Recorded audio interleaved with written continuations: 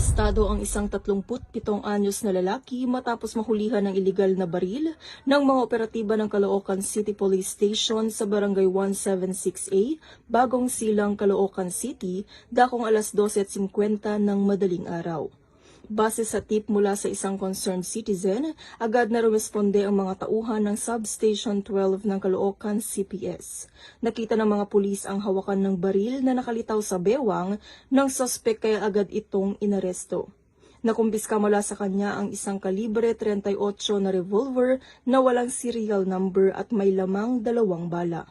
Nahaharap siya sa kasong paglabag sa Section 28 ng Republic Act 10591 o mas kilala bilang Comprehensive Firearms and Ammunition Regulation Act.